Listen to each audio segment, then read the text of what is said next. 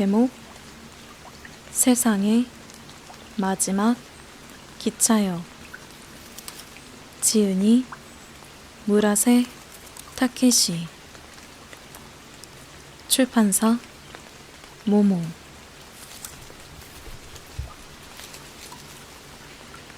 납작한 잿빛구름이 하늘을 뒤덮었다. 하늘에서 한두 방울 뚝뚝 빗방울이 떨어지더니 이내 아무렇게나 마구 자란 삼나무 위로 떨어졌다. 간토지방의 장마가 시작됐음을 알리던 그날도 나는 숲속에 있었다. 저녁부터 폭우가 퍼부을 예정이라 했으니 오늘은 네모토도 오지 않을 것 같았다.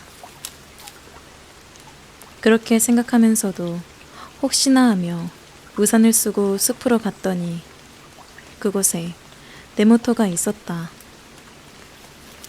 투명한 비옷을 걸치고 시로에게 육포를 내밀고 있었다. 시로, 배 안 고파? 비를 맞아서 심기가 불편한지 시로는 평소보다 훨씬 거칠었다. 젖은 몸은 뻣뻣이 경직되었으며 상대를 위협하듯 계속 짖기만 했다. 아키타견을 훈련할 때는 누가 주인인지 확실히 하는 것이 중요하다. 네모토는 애견숍 사장에게 그런 조언을 듣고도 따르지 않았다. 시로는 누구에게도 사랑받은 적이 없어서 그러는 거야. 난 시로와 주종관계를 맺고 싶지 않아. 선언이라도 하듯 네모토가 그렇게 내뱉었다. 주저없는 말투에 내가 끼어들 틈은 없었다. 시로, 겁내지 말고 이쪽으로 와서 먹어. 나는 비닐우산을 쓴 채로 네모토를 지켜보았다. 하지만 아무리 기다려도 시로는 우리에게 오지 않았다. 빗발이 더 거세지자 시로는 화가 난 것처럼 하늘을 향해 목청을 높였다. 그러더니 마치 그게 신호였던 양 네모토에게 달려들어 그의 오른손을 물었다. 네모토! 난 괜찮아. 내 말꼬리와 네모토의 대답이 겹쳤다. 시로의 이빨이 그의 오른손에 박혀 있었다. 네모토는 고통스러운 표정을 지었지만 눈빛은 흔들리지 않았다. 어디 실컷 물어 뜯어보라고 부추기듯 오히려 시로의 입속으로 제 주먹을 집어넣었다. 언짢은 표정의 시로가 네모토에게서 떨어졌다. 나는 우산 아래에 못 박힌 듯 그 자리에 서 있었다. 손목시계를 보니 아르바이트 하러 갈 시간도 벌써 지났다. 사방에 어둠이 깔리기 시작한 가운데 둘의 싸움은 계속되었다. 네모토가 먹이를 들고 가까이 다가가면 시로는 뒤로 물러났다. 시로가 물려고 앞으로 나오면 도리어 네모토는 한 걸음 다가갔고 시로는 다시 물러섰다. 손목시계 바늘이 밤 8시를 넘을락 말락하는 시간을 가리키고 있었다. 갑자기 하늘에 구멍이 뚫린 것처럼 약하던 빗방울이 빗줄기가 되어 우두둑 쏟아졌다. 빗줄기는 채찍처럼 온 수풀을 인정사정 없이 후려 갈겼다. 요란한 빗소리에 겁을 먹었는지 시로가 등을 돌리고 숲속으로 내달리기 시작했다. 네모토는 콧김을 거칠게 내쉬었다. 오늘은 이쯤 하고 돌아갈까.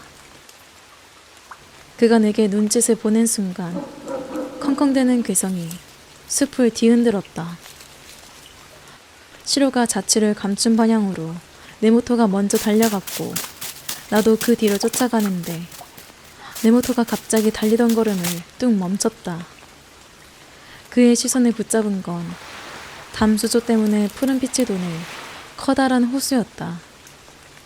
비가 억수같이 쏟아져 물이 불어난 수면 위로 흰색 털로 뒤덮인 다리가 보였다. 싫어!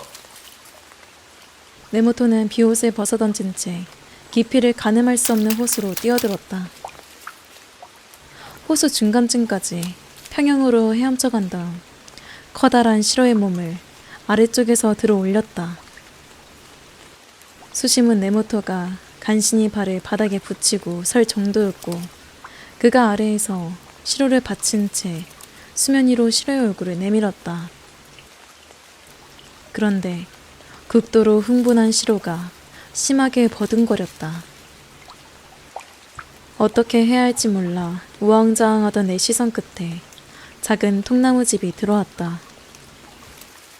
그리고 출입문 옆에는 릴에 감긴 살수용 호스가 놓여 있었다. 저거다. 네모토! 이거 잡아! 나는 통나무집으로 달려간 다음 호스를 풀어 호수를 향해 던졌다. 시로를 품에 안고 물가까지 온 네모토가 히쿠치, 시로부터 좀 받아줘. 하고 부탁했다. 위급한 상황인 만큼 우리는 초인적이라 할 힘이 발휘됐다. 나는 발이 수렁에 빠지면서도 시로의 두 앞다리를 붙잡고 힘껏 끌어당겼다. 네모토는 코 언저리까지 물에 잠겼다.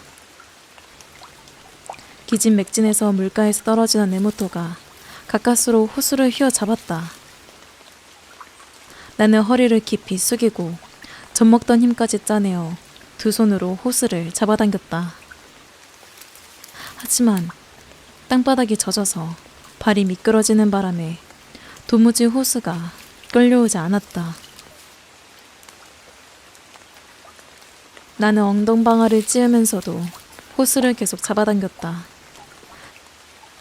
팔힘이 모자라서 호수를 놓칠까봐 왼쪽 겨드랑이에 끼워 넣었다. 히쿠치, 이제 그만하고 피해. 네모토의 목소리가 들렸지만 나는 왼쪽 겨드랑이에 고정한 호스를 오른팔에 둘둘 감았다. 꽉 붙잡아 네모토! 호스 놓치면 절대 용서 안 해! 나는 애타게 부르짖었다. 물결에 휩쓸려 들어가는 그를 향해서. 식당에서 우동을 주문했던 날 네모토가 내게 베풀었던 친절을 결코 잊을 수 없다. 이번에는 내가 그를 도울 차례였다. 굵은 빗방울에 한 치 앞도 알아볼 수 없는 바로 그때였다. 무슨 일이냐?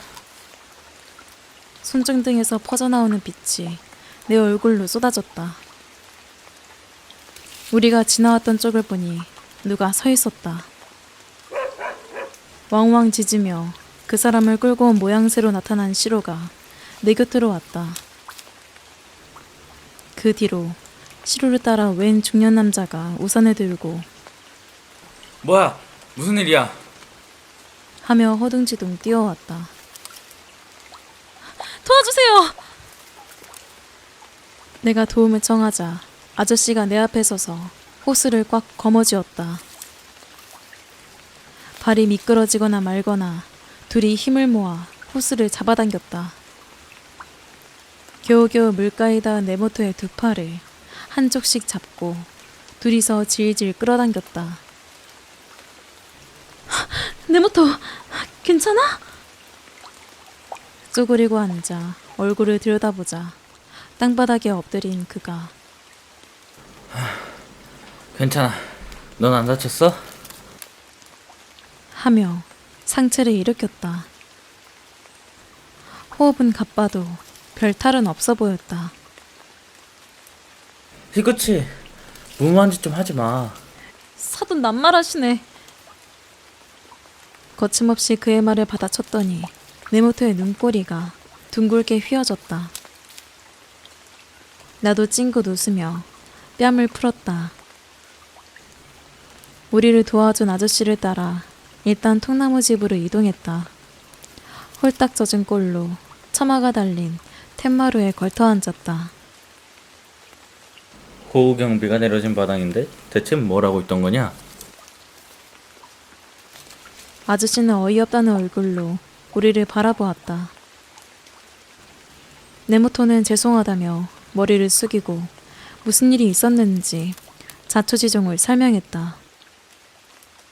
그런데 저희가 여기 있는 건 어떻게 하셨어요? 흐트러진 옷매무새를 가다듬으며 물었더니 아저씨가 호수 쪽을 힐끔거리며 대답했다. 흰색개가 맨션 아래에서 계속 찢어댔거든. 너무 시끄러워서 우산을 쓰고 나갔더니 내 바지가랑이를 물고 숲속으로 끌고 가는 거야. 마지못해 따라와 보니까 너희들이 호숫가에서 그러고 있잖아. 저 개가 너희들을 살린 거야. 그러니까 고맙다는 인사는 저 개한테 하고. 좀 전까지 옆에 있던 시로는 어느새 호숫가에 가 있었다.